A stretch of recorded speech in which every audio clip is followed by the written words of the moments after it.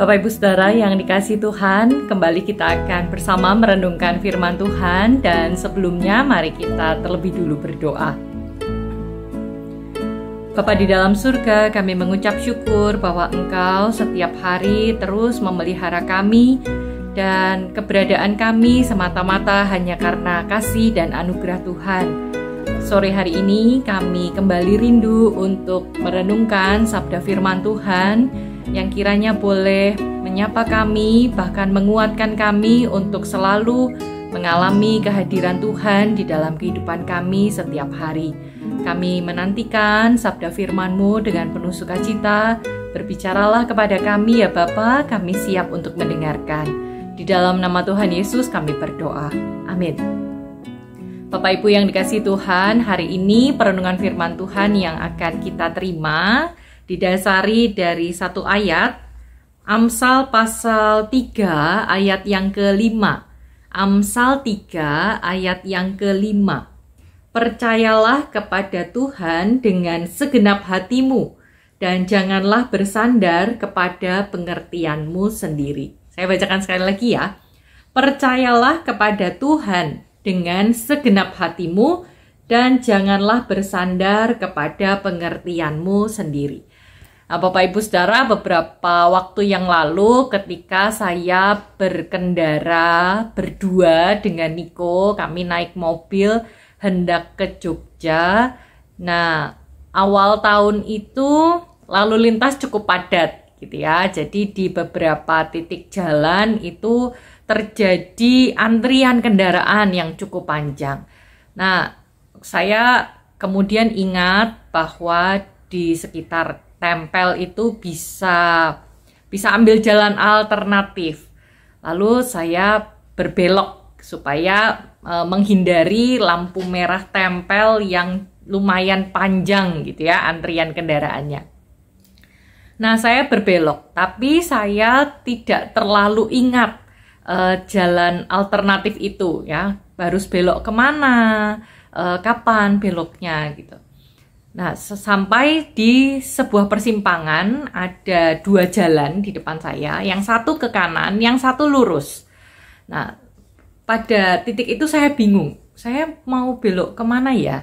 Lalu Niko itu spontan, "Mami belok kanan." Nah, tapi saya meragukan kata-kata Niko, dan saya mikir, lurus aja Pak ya, gitu ya. Saya lurus, dan ternyata jalan itu yang saya pilih ternyata kok kayaknya saya belum pernah lewat gitu ya. Terasa sangat asing, dan saya makin nggak tahu ini arahnya kemana. Akhirnya saya memilih untuk putar balik dan mengikuti jalan yang tadi Niko tunjukkan. Dan ternyata betul, jalan yang ditunjukkan Niko adalah jalan yang benar. Saya sempat meragukan, sempat gak percaya, sempat memilih untuk mikir sendiri, dan ternyata saya keliru, dan ternyata Niko yang betul. Nah, Bapak Ibu Saudara, kadang kita sebagai manusia memakai pikiran kita, tentu itu baik ya. Kita dikaruniai akal budi, pikiran oleh Tuhan, supaya kita bisa berpikir, supaya kita bisa mengambil keputusan, itu satu hal yang baik. Tetapi ada kalanya pikiran kita justru merugikan kita. Pikiran kita justru menjadi beban buat kita. Misalnya ketika kita memasuki tahun yang baru, kita sudah mikir yang terlalu jauh. Kalau tahun 2021 masih banyak pergumulan, pandemi belum selesai, apalagi di awal tahun ini kita masih menghadapi ancaman pandemi, belum lagi dengan mutasi Omikron lah dan lain sebagainya. Kita dikuasai oleh pikiran kita yang bisa jadi membawa kita pada kekhawatiran, membawa kita pada ketakutan yang lebih besar. Apakah di tahun ini segala sesuatu akan lebih baik? Atau jangan-jangan tahun ini pun kita masih akan bergumul yang tidak lebih mudah daripada tahun yang lalu. Dan macam-macam pikiran-pikiran lainnya. Nah, hati-hati karena ketika itu kita rasakan bisa jadi pikiran kita membebani. Atau bukan hanya tentang bicara tentang masa depan ya, kita khawatir, kita takut tentang masa depan. Tetapi pikiran kita juga bisa membebani kita dengan hal-hal yang telah lalu. Kita hanya memikirkan apa yang ada di hari kemarin. Misalnya sakit hati, luka hati yang ditimbulkan oleh orang lain di hari kemarin, itu terus yang kita pikirkan ya, bagaimana orang ini berbicara kepada kita dan itu menyakitkan, bagaimana orang itu bersikap kepada kita yang dari situ kita merasa sakit hati ya. Pikiran kita dibebani oleh masa lalu yang sebenarnya ya sudah tidak bisa kita ubah gitu ya. Nah, tapi pikiran-pikiran semacam itu justru membebani kita. Firman Tuhan hari ini mengingatkan kita untuk mengatakan jangan bersandar kepada pengertianmu sendiri. Jangan bersandar pada pemikiranmu sendiri. Kita manusia yang lemah. Ketika kita memikirkan masa depan, kita bisa takut, kita bisa khawatir. Ketika memikirkan masa lalu, kita bisa menyesal, kita bisa gelo, ya, kita bisa sakit hati, terluka dan lain sebagainya.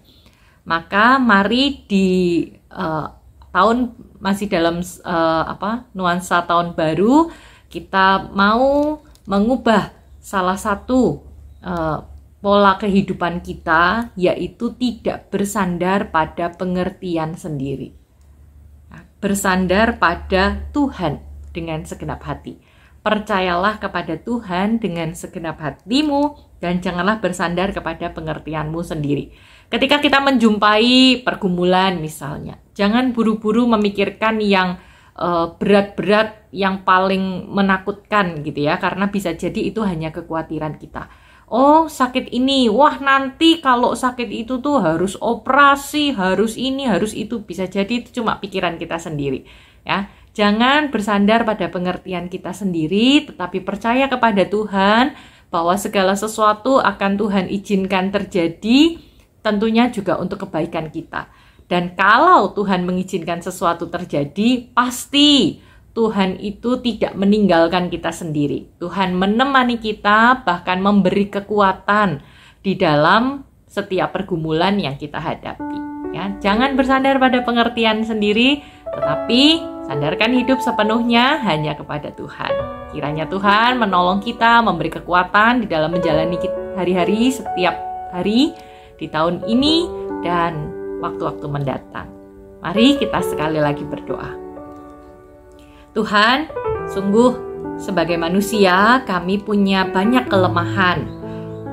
Terlebih ketika menghadapi kehidupan yang tidak menentu, kami sebagai manusia kadang merasa lemah, kadang merasa lelah, dan kami merasa tidak mampu.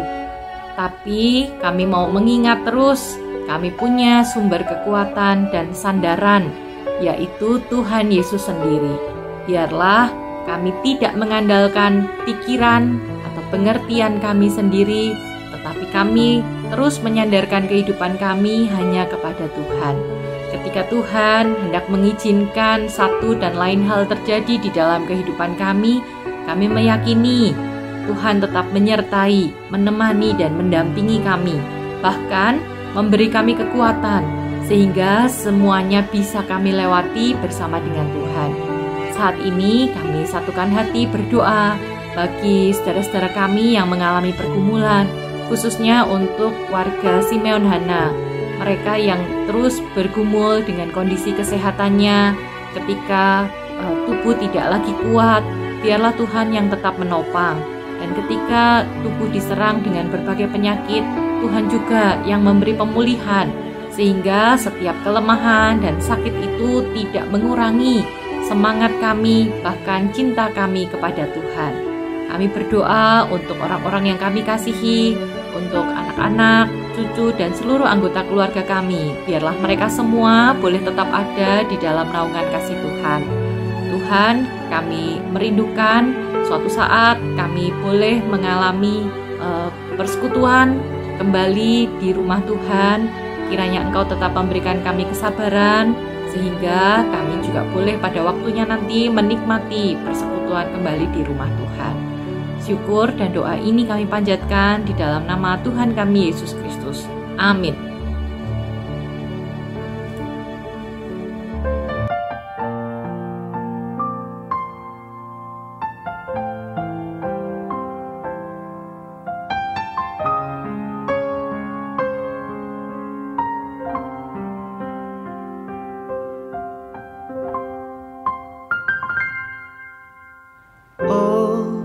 To Jesus I surrender, all to Him I freely give. I will ever love and trust Him in His presence daily.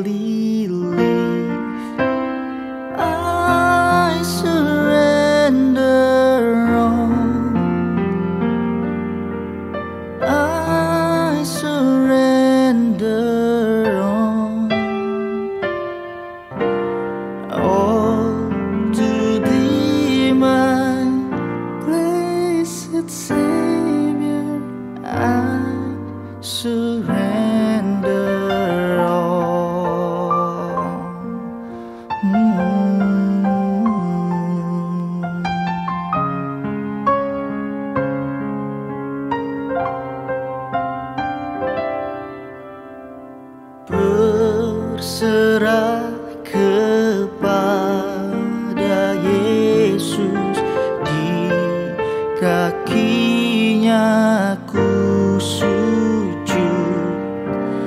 Nikmat dunia ku tinggalkan, Tuhan terima anak-Mu.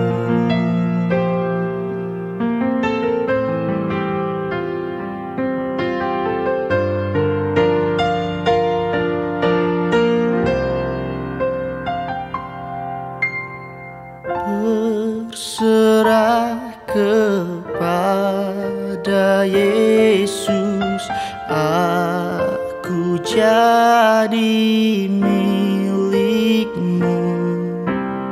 Bila Roh-Mu meyakinkan bahwa Kau pun milik-Ku, aku berserah, aku berserah kepadamu, Juru Selamat. Aku berserah.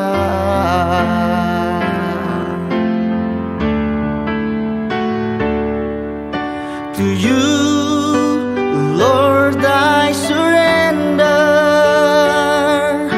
In You I found my strength,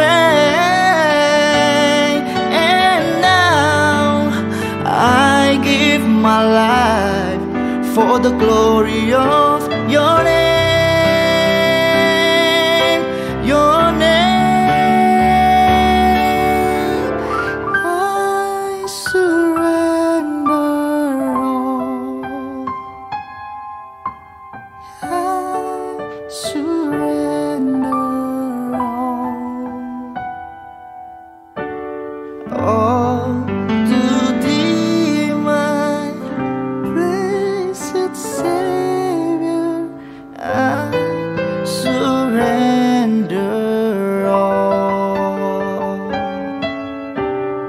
all to Thee, my blessed Savior. I surrender all.